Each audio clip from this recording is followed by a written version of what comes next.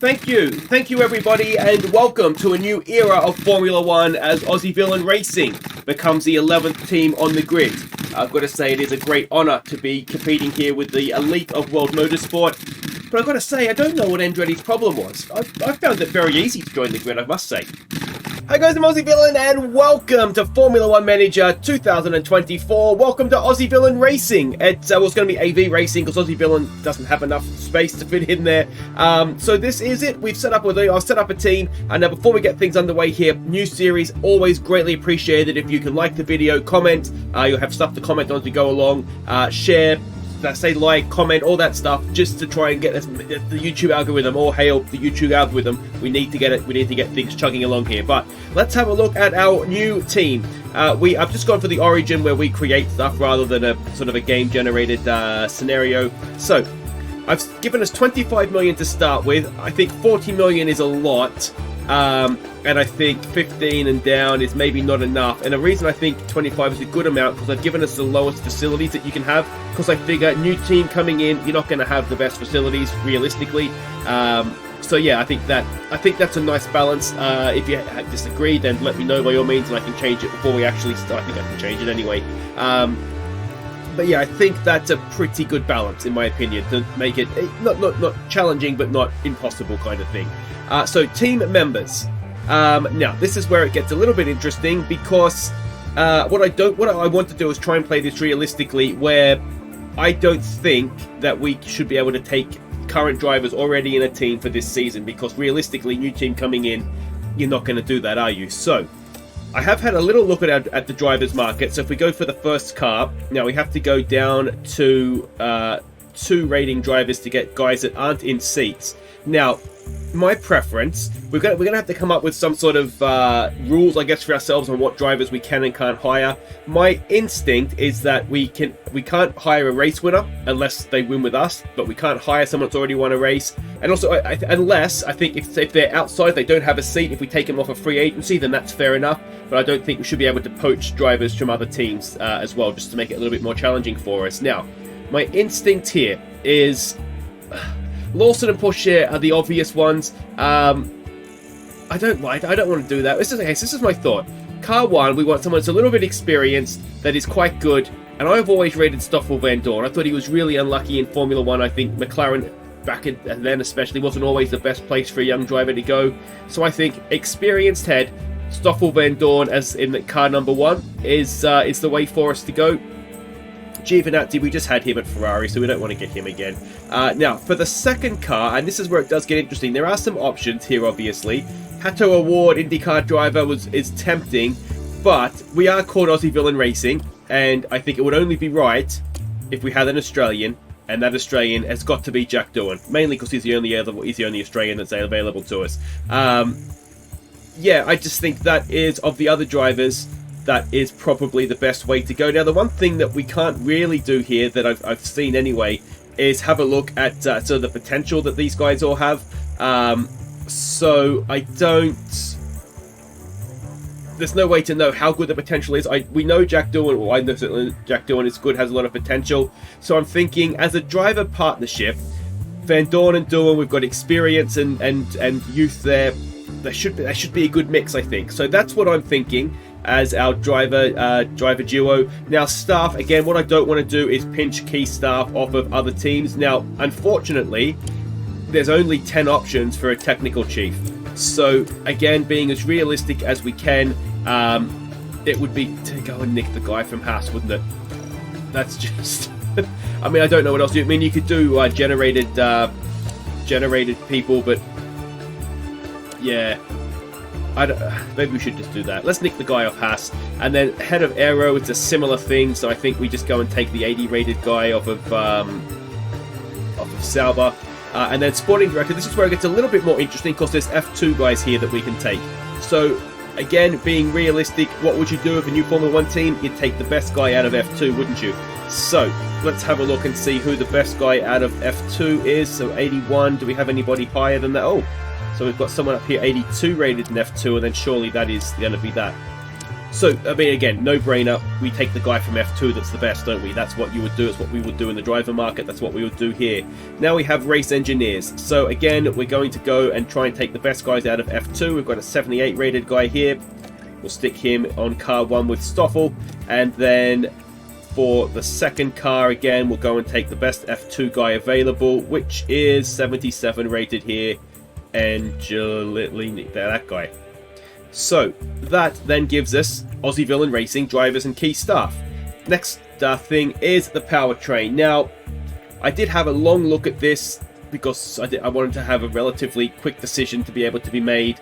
And looking at it, I thought it came down to one of two. And it's the two at the bottom here. It's Red Bull, which has very good power, good fuel efficiency, but the durability isn't maybe the greatest compared to Mercedes, who still has good power. Fuel efficiency isn't great, but it does have very good durability, and I think we're not going to have much money to play around with, so I think we're going to want that durability at least for the first season until we get ourselves established. So that's what I'm thinking. We go with Mercedes for the first season. Now, team branding, I have already done this, and hopefully you like the looks of what we've done there. It's the old Aston Villa / Aussie Villain colours. I toyed around with the different liveries. We can play around. We'll have special liveries for certain races during the season as well.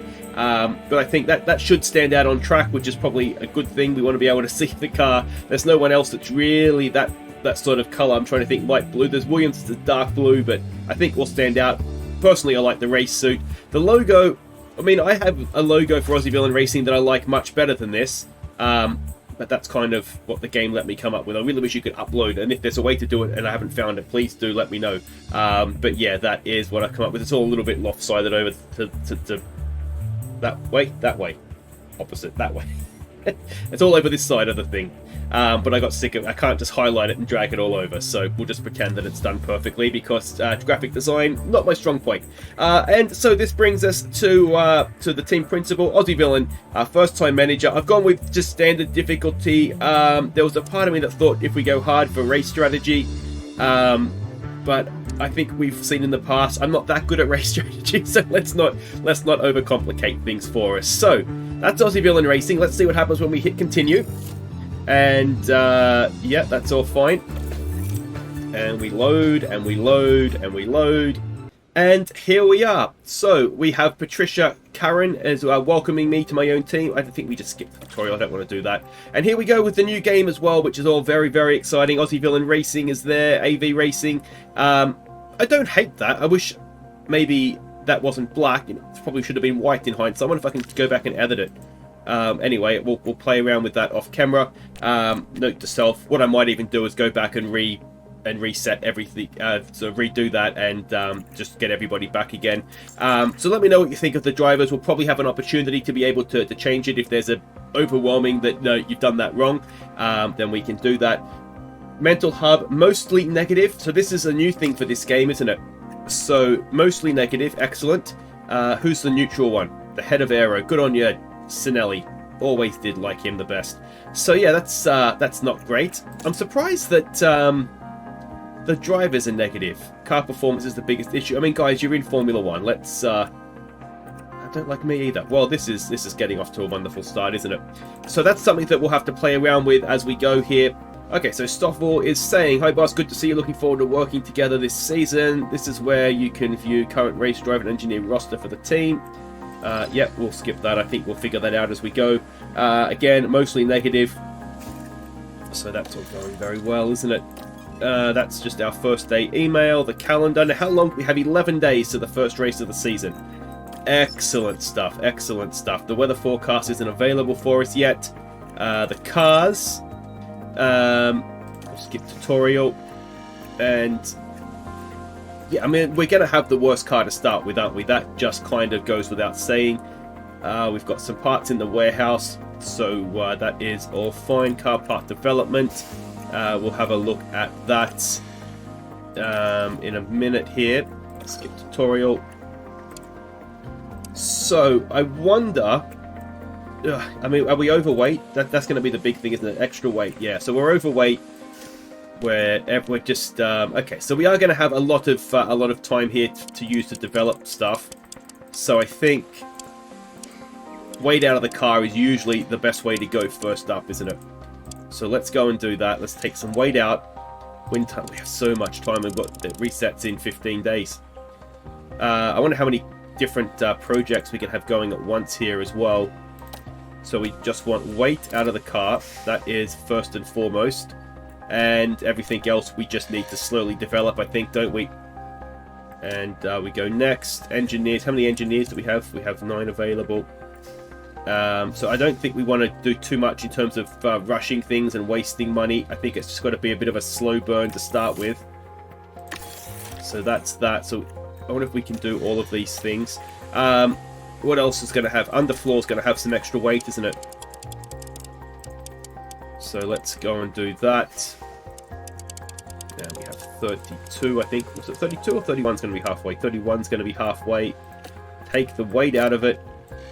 And go from there. Another 3 engineers. We'll go 4 engineers on the underfloor. And can we do a third one? Looks like we can. Side pods are probably quite heavy, aren't they? So let's go and do that. And then 15 days time we can go and do the other 3. Or once these ones are done anyway. And there we go, more weight out of the car. So we were 20 kilos overweight and we've taken a fair bit of that out already, I'd say. So that is all good news on that front. Alright, let's continue on down the menu here. Drivers. We've just seen that screen, haven't we? Staff, we know that. Now, pit crew. How bad are we? We can't be worse than Ferrari. That was horrid, wasn't it? So that's in progress. There's going to be a little bit of learning involved here as well, isn't there? But they appear to all be well rested. So pit stops 2.7 seconds. That would be absolutely fine if that's what it is. I don't want to touch that too much just because I don't want to ruin things. That's really going to annoy me if we can't fix that. I did see a team branding thing over here, so maybe we can just go and edit it. It just needs to be white, doesn't it? Otherwise, it's not too bad.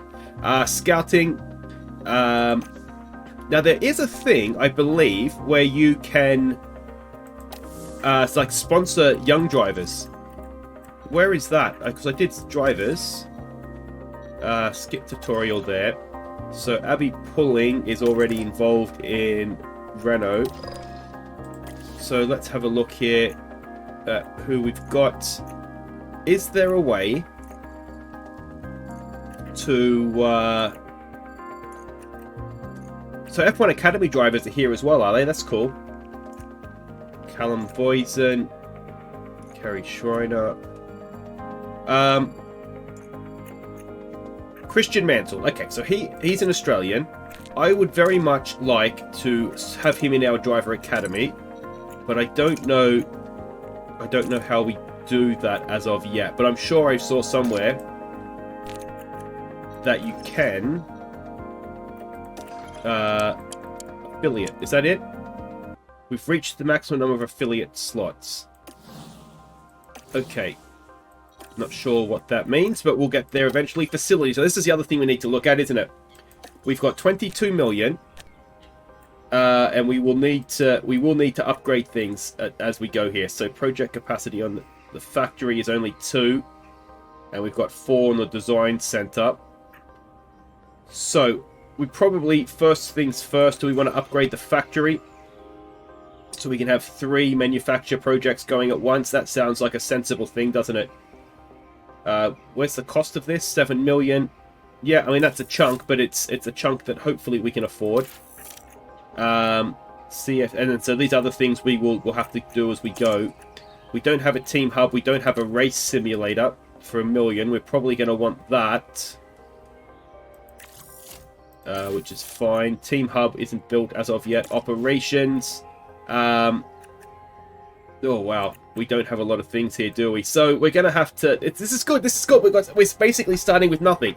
And hopefully we'll be able to grow this into a real nice Formula 1 empire as we go here. So I don't want to overspend too quickly till we get an idea of how quickly things are going to sort of mount up in terms of costs. So that is that. This is team rating. So we're essentially a nothing team. The budget... So we get a monthly payment of 4 million, initial payment of 6. There is a thing up here that's telling me to go to sponsors. That's set in 6 days. Spending breakdown. So this is all fairly normal stuff. It's good. It gives you a team markability too. So that'll give me an idea of where we should be with sponsors, which is good. And the last one here is standing, so that doesn't really affect us yet because we haven't done anything. So there we go. That is Aussie Villain Racing, short and sweet. What we'll do is we'll come back for the first race of the season. I'll get everything sort of set up here in terms of what else we can do in the 11 days before the first race.